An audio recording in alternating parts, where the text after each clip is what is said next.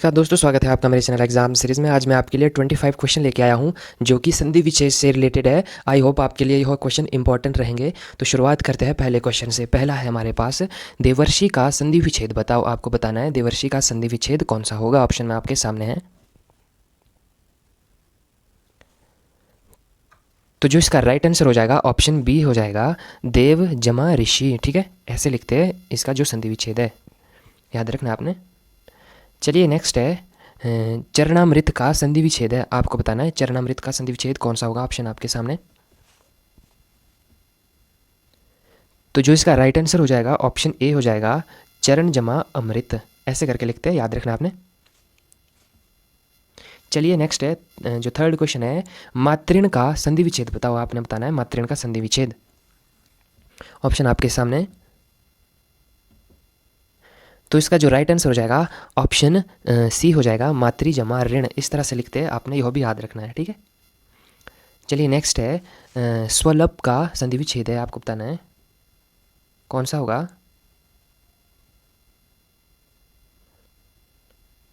तो चलिए जो इसका राइट आंसर हो जाएगा ऑप्शन बी हो जाएगा, सुजमा अलप। ऐसे करके लिखते हैं, याद रखना है अभी। चलिए नेक्स्ट है क्वेश्चन नंबर 5, मनवंतर का संधि विच्छेद बताओ। आपने बताना है मनवंतर का संधि विच्छेद। तो चलिए जो इसका राइट आंसर है वो है ऑप्शन ए, मनु जमा अंतर। चलिए नेक्स्ट है क्वेश्चन नंबर 6 है, व्याकुल का संधि विच्छेद बताना है आपने। व्याकुल का संधि विच्छेद कौन सा होगा। ऑप्शन आपके सामने, राइट आंसर बताना है।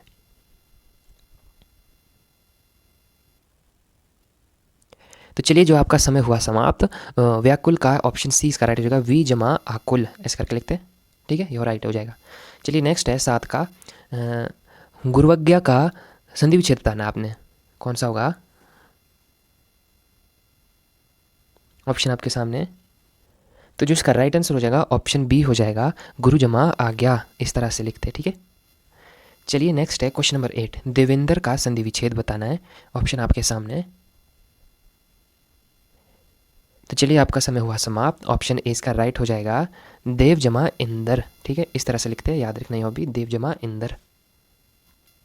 तो चलिए नेक्स्ट सवाल है हमारे पास, क्वेश्चन नंबर 9, ग्रीष्म ऋतु का संधि विच्छेद बताना आपने। किस तरह से लिखते हैं।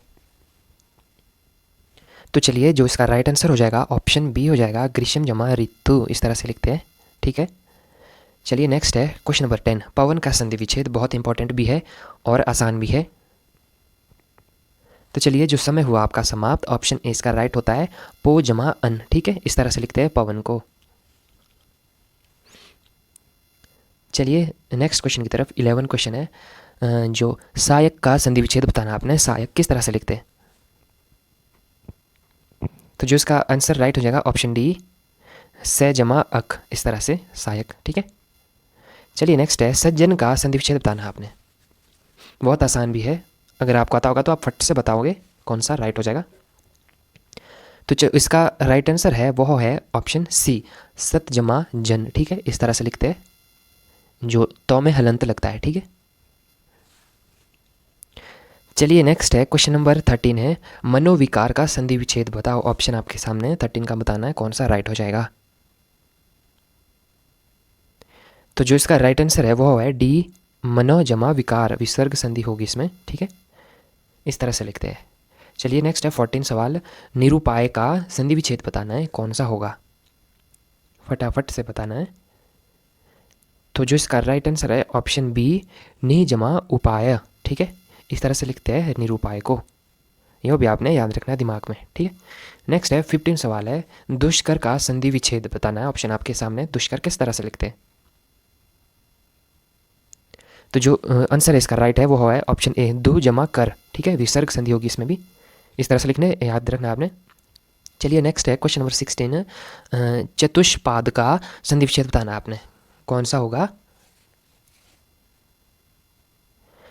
तो जो इसका राइट आंसर हो जाएगा ऑप्शन सी हो जाएगा, चतु जमा पाद। ठीक है, इस तरह से लिखते हैं, आपको यह भी याद रखना है, इसमें भी विसर्ग संधि होती है। चलिए नेक्स्ट है 17 क्वेश्चन है, ऋण का संधि विच्छेद बताना है। किस तरह से लिखते हैं ऋण। यह भी इंपॉर्टेंट सवाल है, यह मैक्सिमम टाइम भी पूछा जाता है। तो जो इसका राइट आंसर हो जाएगा ऑप्शन बी हो जाएगा, री जमा नौ। इस तरह से लिखते हैं, याद रखना आपने, तब बनता है हमारे ऋण, ठीक है। चलिए नेक्स्ट है हमारे पास 18 क्वेश्चन है, संपूर्ण का संधि विच्छेद बताना है ऑप्शन में से आपको। तो जो इसका राइट आंसर बता दूं, ऑप्शन ए हो जाएगा समह जमा पूर्ण। ठीक है, इस तरह से लिखते हैं संपूर्ण को, मोह में हलंत लगता है। ठीक है, चलिए नेक्स्ट है 19 क्वेश्चन है, जगदीश का संधि विच्छेद बताना है, यह भी इंपॉर्टेंट है। 19 सवाल, ऑप्शन आपके सामने है। तो चलिए जो इसका राइट आंसर मैं आपको बता दूं, ऑप्शन सी हो जाएगा जगत जमा ईश। इस तरह से लिखते हैं जगदीश को, तो में हलंत लगता है। ठीक है, चलिए नेक्स्ट है 20 सवाल है, अभिषेक का संधि विच्छेद बताना है आपने। ऑप्शन आपके सामने है, तो मैं जो इसका आंसर बता दूं, ऑप्शन बी हो जाएगा अभी जमा सेक। ठीक है, इस तरह से लिखते हैं अभिषेक को, याद रखना आपने हो भी। चलिए नेक्स्ट है 21 सवाल है, तदैव का संधि विच्छेद बताना है, क्या हो जाएगा। तो फटाफट बताओ कौन सा राइट आंसर हो जाएगा। तो मैं बता दूं आपको, जो इसका आंसर ऑप्शन डी हो जाएगा तदा जमा एव। इस तरह से लिखते हैं तदैव को, याद रखना है, यह भी इंपॉर्टेंट है। तो चलिए नेक्स्ट है 22 सवाल, संलग्न का संधि विच्छेद बताओ, कौन सा है संलग्न का संधि विच्छेद। ऑप्शन आपके सामने,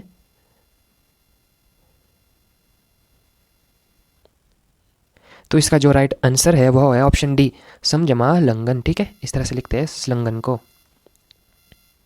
चलिए नेक्स्ट है 23 सवाल, भवन का संधि विच्छेद बताना है, कौन सा होगा। भवन किस तरह से लिखते हैं, ऑप्शन में से बताओ जल्दी।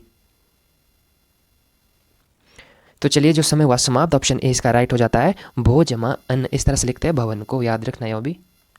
चलिए नेक्स्ट है 24 सवाल, स्वागत का संधि विच्छेद बताना है। इंपॉर्टेंट भी है, आसान भी है, फटाफट बताओ। तो जो इसका राइट आंसर हो जाएगा ऑप्शन बी हो जाएगा सुजमा आगत। ठीक है, इस तरह से लिखते हैं सुजमा आगत, याद रखना अभी। चलिए जो इस वीडियो का लास्ट क्वेश्चन है, उन्नति का संधि विच्छेद बताना है, उन्नति का क्या हो जाएगा ऑप्शन में से। तो चलिए जो आपका समय हुआ समाप्त, ऑप्शन ए इसका राइट हो जाएगा उत जमा नति। इस तरह से लिखते हैं, यह भी इंपॉर्टेंट है बहुत ज़्यादा, आपको यह भी याद रखना है, इस तरह से लिखते हैं। तो यह थे आज की वीडियो के 25 सवाल। अगर आपको मेरी यह वीडियो अच्छी लगी है तो चैनल को सब्सक्राइब करें। धन्यवाद।